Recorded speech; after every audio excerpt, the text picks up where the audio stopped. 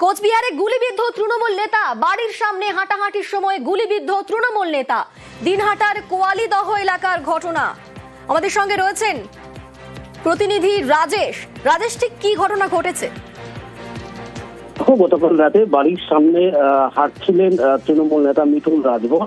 অভিযোগ, সেই সময় দুষ্কৃতীরা গুলি চালায় এবং এই ঘটনা ছড়িয়ে পড়তে এলাকায় কিন্তু ব্যাপক চাঞ্চল্য ছড়িয়ে পড়ে। এরপর ওই তৃণমূল নেতাকে প্রথমে দিনহাটা মহকুমা হাসপাতালে এবং পরবর্তীতে কিন্তু কোচবিহারের একটি বেসরকারি হাসপাতালে ভর্তি করা হয়েছে। তিনি এখন সেখানেই চিকিৎসাধীন। তবে রাজেশ, কারা গুলি চালালো, তাদের উদ্দেশ্য কি ছিল, এখনো পর্যন্ত এই বিষয়ে পুলিশ কিছু স্পষ্ট করেছে? দেখো, কে বা কারা এবং কি উদ্দেশ্যে তাকে গুলি চালিয়েছে সেই বিষয়টি কিন্তু এখনো স্পষ্ট নয় এবং প্রশাসন সূত্র এই বিষয়ে কিন্তু কিছু জানা যায়নি। এখন কেমন রয়েছেন সেই তৃণমূল নেতা? দেখো, এখন সেই তৃণমূল নেতা কিন্তু কোচবিহারে বেসরকারি একটি হাসপাতালে চিকিৎসাধীন এবং পরিবার সূত্রে কিন্তু যেটা জানানো হয়েছে যে তারা বুঝতে পারছে না কেন, কি কারণে কে বা কারা এভাবে গুলি চালালো।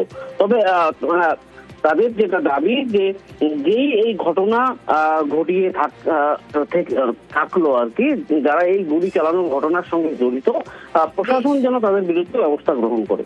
ধন্যবাদ। ভাইয়ের সঙ্গে হত্যাহত্যি হয়েছে, প্লাস ফায়ারিং হলো। পরে আমাকে একজন ফোন করলো এরকম এরকম ঘটনা। পরে দিনহাটা হসপিটালে আমি গেলাম। কটা গুলি কোথায় লেগেছে? একটা গুলি এখানে লাগছে আর একটা গুলি এখানে। আপনার ভাই কোন পার্টি করতো? টিএমসি। কোনো শত্রুতা বা কিছু? কি মনে হয়, মানে গুলিটা কারা চালাতে পারে? এখন এটা তো আমি বলতে পারি না এখন কে চালাতে পারে। নিউ টাউনে সোনা ব্যবসায়ী খুনে অভিযুক্ত রাজগঞ্জের বিডিও, তিনি মাস্টারমাইন্ড, তিনি অপরাধে মুখ্য ভূমিকা নিয়েছেন। কড়া মন্তব্য কলকাতা হাইকোর্টের বিচারপতি তীর্থঙ্কর ঘোষের। নির্দেশে তিনি লিখেছেন, যার নেতৃত্বে গোটা ঘটনা ঘটেছে তাকে আগাম জামিন দেওয়া হলে সেটা বিচারের সঙ্গে প্রহসন হবে।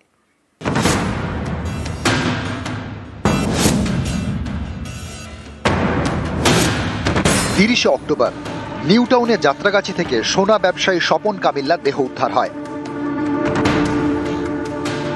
জলপাইগুড়ির রাজগঞ্জের বিডিও প্রশান্ত বর্মনের বিরুদ্ধে খুনের অভিযোগ দায়ের করে নিহতের পরিবার। 26 নভেম্বর বারাসাত আদালত তার আগাম জামিন মঞ্জুর করে। 22 ডিসেম্বর মঙ্গলবার রাজগঞ্জের বিডিওর আগাম জামিন খারিজ করে হাইকোর্ট। কেস ডায়েরি দেখে ছত্রে ছত্রে কড়া মন্তব্য হাইকোর্টের। বিচারপতি তীর্থঙ্কর ঘোষ নির্দেশে লিখেছেন, খুন হওয়া ব্যক্তিকে দত্তাবাদের দোকান থেকে অপহরণ করতে দেখেছেন যারা, সেই প্রত্যক্ষদর্শীদেরও বয়ান নিয়েছে তদন্তকারী এজেন্সি। মারধরের প্রত্যক্ষদর্শী রয়েছেন, একজন আহত প্রত্যক্ষদর্শী রয়েছেন যিনি ঘটনার সূত্রপাত কোথা থেকে হয়েছে তার বিবরণ দিয়েছেন। কিভাবে মারধর করা হয়েছে তারও বর্ণনা দিয়েছেন। এমন সাক্ষী আছেন যিনি আহত প্রত্যক্ষদর্শী চিকিৎসা করেছেন। দেহ নিয়ে যেতে দেখেছেন প্রত্যক্ষদর্শীরা। যে সিসি ক্যামেরা ফুটেজ আছে তা প্রত্যক্ষদর্শীদের বয়ানের সঙ্গে সামঞ্জস্যপূর্ণ। ম্যাজিস্ট্রেটের সামনে বয়ান দিয়েছেন আহত সাক্ষী। সাক্ষীদের বয়ান বিশ্লেষণ করে বোঝা যাচ্ছে অভিযুক্তই মাস্টারমাইন্ড এবং তিনি এই অপরাধে মুখ্য ভূমিকা নিয়েছেন। ম্যাজিস্ট্রেটের কাছে তিনি তার পরিচয় প্রকাশ করেছেন। তথ্য খতিয়ে দেখে বোঝা যাচ্ছে অভিযুক্তই সহযোগীদের জোগাড় করেছিলেন এবং তার সরকারি পদকে কাজে লাগিয়ে অপরাধটি ঘটিয়েছিলেন। মিথ্যের জাল বুনে তদন্তকে ভুল পথে চালানোর চেষ্টা করেছিলেন। বারাসাত আদালতের আগাম জামিনের রায়কে চ্যালেঞ্জ করে কলকাতা হাইকোর্টে যায় বিধাননগর পুলিশ। সেই মামলা নির্দেশে বিচারপতি তীর্থঙ্কর ঘোষ লিখেছেন, আশ্চর্যজনকভাবে 26 নভেম্বর রায় দেওয়ার সময় পরস্পর বিরোধী কারণের উল্লেখ করে সেশনস কোর্ট। আদালত যদিও মেনে নিয়েছিল মামলাকারীর বিরুদ্ধে যে অভিযোগ আনা হয়েছে তা গুরুতর এবং তদন্ত অনেক দূরে গিয়েছে, তা সত্ত্বেও অভিযুক্তের আগাম জামিন মঞ্জুর করা হয়, কারণ অভিযুক্ত পশ্চিমবঙ্গের একজন আমলা, ফলে তাকে হেফাজতে রাখার দরকার নেই। সাক্ষ্য প্রমাণের বিশ্লেষণে উঠে আসছে অপহরণ করতে নীলবাতির গাড়ি ব্যবহার করেছিল অভিযুক্ত। এই কাজে তাকে সাহায্য করেন একাধিক ব্যক্তি। অপহরণের পর আক্রান্ত ব্যক্তিকে বেআইনিভাবে নিজের নিউ টাউনের বাড়িতে আটকে রাখেন অভিযুক্ত। প্রত্যক্ষদর্শীদের বিবরণ অনুযায়ী অপহৃত ব্যক্তিকে নাগাড়ে মারধর করা হচ্ছিল তার বয়ান নেওয়ার জন্য। প্রবল মারধরের জেরে সন্ধ্যায় তিনি জ্ঞান হারান, তারপর মৃত্যু হয়। ময়নাতদন্তের রিপোর্টে মৃতের শরীরে ক্ষতচিহ্ন দেখা গিয়েছে। অভিযুক্তের আচরণে স্পষ্ট সরকারি ক্ষমতার বলে অতিরিক্ত আত্মবিশ্বাসে ভুগছিলেন তিনি। আইন নিজের হাতে তুলে নিয়েছিলেন, এমনভাবে গোটা ঘটনাটি ঘটিয়েছিলেন যা আইন শৃঙ্খলা ব্যবস্থার একেবারে গোড়ায় আঘাত করেছে।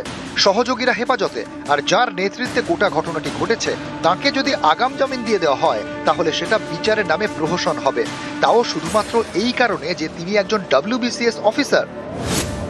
বোঝাই যাচ্ছে তদন্ত প্রক্রিয়াকে বেলাইন করার চেষ্টা করেছিলেন অভিযুক্ত, কিন্তু বিমানের টিকিট এবং বিমান সংস্থা দেওয়া তথ্যে স্পষ্ট ঘটনার পর অভিযুক্ত এবং তার সহযোগীরা উত্তরবঙ্গে পালিয়ে গিয়েছিলেন। কোনো জঘন্য অপরাধের মামলায় আগাম জামিন বা জামিনের আবেদনের ক্ষেত্রে বেশ কিছু বিষয় খতিয়ে দেখে আদালত। উত্তর 24 পরগনা সেশন জজ এবং বিধাননগরের ACGM যে রায় দিয়েছেন তাতে পর্যাপ্ত কারণ দেখানো হয়নি। বহু তথ্যকে এড়িয়ে যাওয়া হয়েছে এই রায়ে, তাই রায়টি খারিজ করা হলো। আগাম জামিন খারিজ। সোমবার এভাবেই আগাম জামিন খারিজ করে হাইকোর্ট। বিচারপতি নির্দেশ দেন 72 ঘন্টার মধ্যে বিধাননগর আদালতে রাজগঞ্জের বিডিওকে আত্মসমর্পণ করতে হবে। আমার স্বামীকে প্রশান্ত বর্মনই হত্যা করেছে। আমি হাইকোর্ট করেছিলাম, হাইকোর্ট পরে আমকাকু সে ধমকা চমকা করলা, হাইকোর্ট পরে ও জামিন খারজ হয়েছে, তেণু করি হাইকোর্টকে ধন্যবাদ। রাজগঞ্জের বিডিও প্রশান্ত বর্মন, তার এমনই দাপট যে এখনো রাজগঞ্জের কেউ তার বিরুদ্ধে ক্যামেরার সামনে মুখ খুলতে নারাজ। তাদের বক্তব্য, এই বিডিওর বিরুদ্ধে মুখ খোলা মানেই বিপদ ডেকে আনা। নিউজ 18 বাংলা। গঙ্গার পাড়ে প্রায় 50 বিঘা জমি, সেখানেই শয়ে শয়ে ম্যানগ্রোভে কোপ। এই জমির পাশেই কুলতলি তৃণমূল ব্লক সভাপতির বাড়ি। তার বিরুদ্ধে ম্যানগ্রোভ কেটে মাছের ভেড়ি তৈরির অভিযোগ। মানতে নারাজ তৃণমূল ব্লক সভাপতি পিন্টু প্রধান।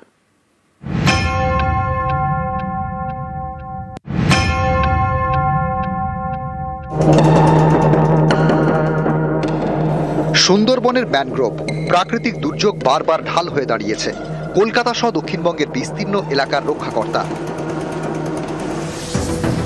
দক্ষিণ 24 পরগনার কুলতলিতে সেই ম্যানগ্রোভে দেদার কোপ। যারা ক্ষমতায় আছে তারা কেটেছে। পঞ্চায়েতের প্রধান কি কেটেছে? হ্যাঁ নিশ্চয়ই, তাদের সহানুভূতি না থাকলে তো কাটতে পারবে না। ক্ষমতায় আছে সেই ঘিরেছে, যেমন তৃণমূল। আপনারা প্রতিবাদ করেননি? না, এখানে কেউ প্রতিবাদ করলে তার বিরুদ্ধে থেকে করা স্টেপ নেওয়া হবে আর কি। কুলতলির বৈকুণ্ঠপুর পঞ্চায়েতে রয়েছে গঙ্গার পাড়। এই এলাকায় কুলতলি তৃণমূলের ব্লক সভাপতি পিন্টু প্রধানের বাড়ি। পাশেই প্রায় 50 বিঘা জমিতে কয়েকশো ম্যানগ্রোভে কোপ। অভিযোগ, বাড়ির পাশে মাছের ভেড়ি তৈরির জন্য ম্যানগ্রোভ কেটে সাফ করে দিয়েছেন তৃণমূলের ব্লক সভাপতি। তৃণমূলের নেতা ব্লক সভাপতি পিন্টু প্রধানের বাড়ির পাশে 50 বিঘের উপরে জায়গা, সেখানে ম্যানগ্রোভ কেটে ফিশারি বানানো হচ্ছে। তৃণমূলের পঞ্চায়েত প্রধান এর সঙ্গে যুক্ত। একটা মিথ্যে ঘটনাকে নিয়ে একটা অপপ্রচার করা হচ্ছে তৃণমূল কংগ্রেসের নামে। একটা নতুন জেটি ঘাট হবে, 2 বছর আগে থেকে একটা মাটি কাটা হয়ে পড়েছিল, সেটাকে ভিডিও করে এমন করছে যে ব্লক সভাপতি তৃণমূল কংগ্রেসের নেতৃত্বে এইসব ম্যানগ্রোভ কাটা হচ্ছে। এসব ভিত্তিহীন CPM BJP এরা একত্রিত হয়ে চক্রান্ত করছে, তৃণমূল কংগ্রেসের নামে মিথ্যা অপপ্রচার করা হচ্ছে। আমি পঞ্চায়েত প্রধান, তার কাছ থেকে জেনে নিচ্ছি কতটা কি তার সততা আছে। নলগোড়া বিট অফিস, আমি তাদের সঙ্গে কথাবার্তা বলে জেনে নিয়ে উত্তর আমি দিতে পারব। দক্ষিণ 24 পরগনার কুলতলি থেকে অর্পণ মণ্ডল, নিউজ 18 বাংলা।